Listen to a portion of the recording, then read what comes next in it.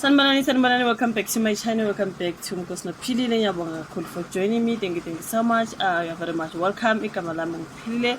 Ungakhohlwa ukusubscribe, ulike, ushare video. Guys, ngizenza ukuthi ngisondele eduze kwemic ngoba ke imvula iyanetha, that might disturb our video. But anyways, you guys, we still have to work noma ngabe kunetha ke. So kule video sizokhuluma ke ngobaba kaBhuti uDingaan Thobela owadlula emhlabeni. I think inyakeni, if I didn't lie, was it this year or just at the end of last year? Kwashona ke obedume kakhulu ngeze boxing uBhuti uDingaan Thobela, but I think he was a retired boxer into kanjalo. You guys, I think ngenkathi eshona ngangakayiqali le channel but ngangisenza ama video on the other channel. Okay, so yeah, washona ke uBhuti uDingaan Thobela umpetha lapha kweze boxing, something like that. You guys, kwakhulunywa ke ngokuthi unezingane eziwu-14, kwakhulunywa ke ngokuthi ezinye zazo ziphila noma wazo le ngaphesheya, I think it's America or Denmark, something like that. You guys, abanye I guess ngabantu abakhona khona la.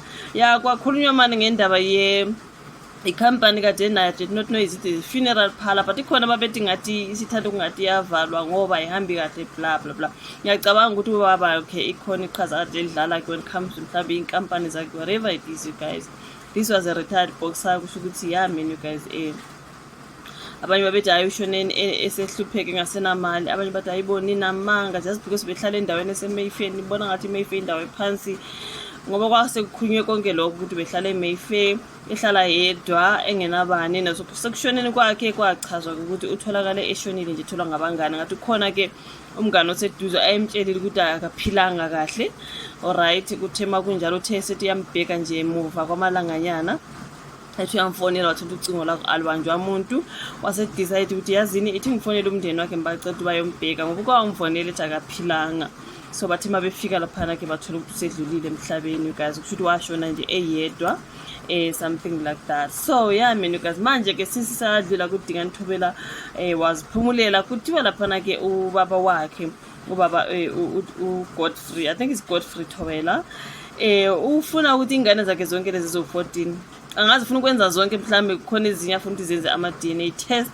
Uma ngifunda istory ngathi ke kuthiwa akanalisekile uDingaan Thobela nguye owayenganelisekile ngezinye ingane, wayekhuluma nakuyise ukuthi akekho happy zikhona zisolayo ukuthi kungenzeka ukuthi akuzona ezakhe, angazi bafowethu. That's what I found out estoryini, so this is just alleged. Okay, so kuthiwa ke ubaba laphana uthatha abantwana bakaDingaan Thobela ubasa ecourt because udinga ukuthi kwenziwe ama-DNA test ukuzoprove ukuthi ngabakaDingaan Thobela, kwenzela ukuthi ke bathole nabo ingxenye ye-estate yakhe, something like that.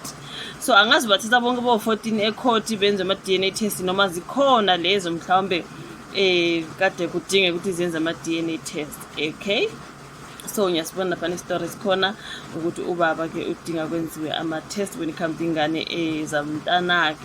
So let me just go ahead and keep it a story. He wants DNA test for children 10 out of 14. Okay, which are about 10 out of 14 Thobela's children will be appearing in court. uGodfrey Thobela, the father of the late veteran boxer uDingaan Thobela, who passed away in April, Oshone this year, that was April, is headed to the Johannesburg High Court following a battle with his son's children over his estate. He wants every penny from his son's estate. So the late boxing champion was found dead on the 29th of April 2024 and in his Johannesburg apartment.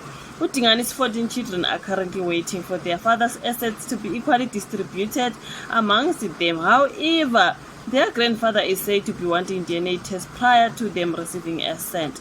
Dingaan took care of his children when he was alive. Why would the grandfather now, who was absent, suddenly creep out of the woods wanting to take everything?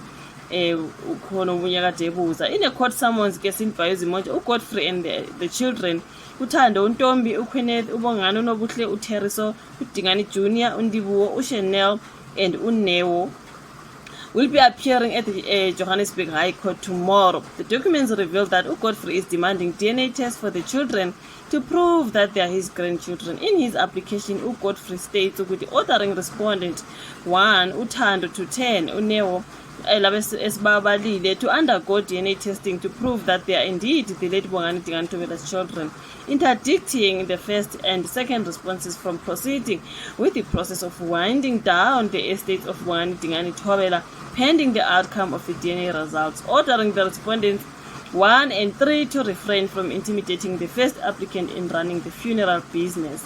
The 11th responded should not pass or transfer ownership of any properties under Dingaan Thobela until the determination by the honorable court. So kulama documents uGodfrey states that he is a pensioner.